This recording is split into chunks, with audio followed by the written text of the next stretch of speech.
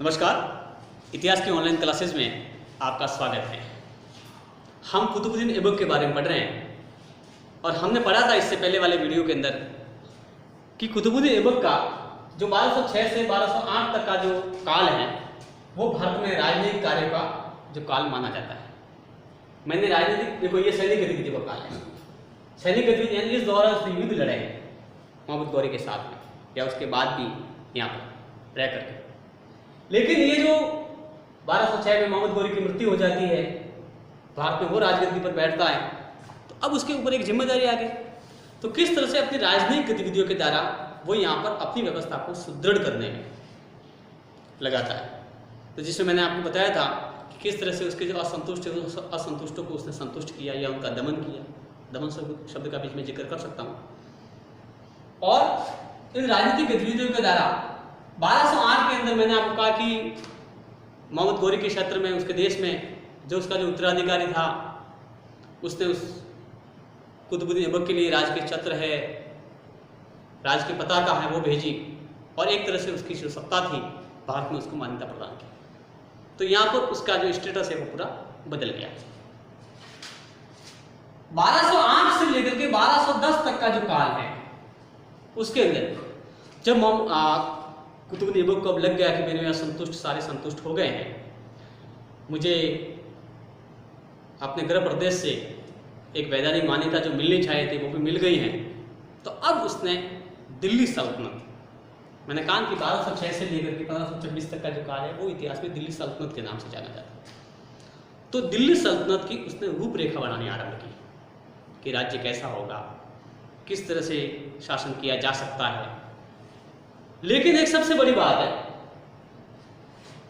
क्योंकि ये उसका भाग्य का ये कि उसको भारत में ज़्यादा समय नहीं मिला, तो उसका जो शासनकाल है भारत के अंदर वो 1206 से 1210 यानी 4 साल की अवधि है। यदि उसने रूपरेखा बनाने का प्रयत्न तो जरूर किया है। ध्यान रखें कि इस दौरान उसने कोई युद्ध नहीं लड़े। अब आप कहोगे कि युद्ध क्यों नहीं लड़े? नया शासक है, नई व्यवस्था है, नया देश है, सत्ता के लिए प्रतिद्वंदी भी काफी है। तो इस तरह से अगर वो उस दौर में युद्ध करता तो जितने उसके प्रतिद्वंदी थे, उस दौर का जो अव्यवस्थित शासन उसको मिला था, क्योंकि अकस्मात अगर किसी को शासन मिलता है तो उसको योजना बनाने में समय लगता है। तो सैन्य दृष्टि से दूसरा, उस समय जो भारत की जो सांस्कृतिक विशेषता कहिए या राजनीतिक स्थिति कहिए या जो सामाजिक ढांचा कहिए, उसको भी तो समझने में समय लगेगा ना। तो किस तरह से उसकी सूझबूझ के द्वारा उसने दिल्ली सल्तनत की रूपरेखा बनाने के लिए पूरा समय जो है गुजारा। देखो, उसको जो समय ज्यादा मिला नहीं है, इसलिए वो ज्यादा कार्य भारत में कर नहीं पाया। हम देखते हैं कि देखो, वो पोलो खेलने का बड़ा शौकीन था। चौगान जो घोड़े पर बैठ के खेला जाता है,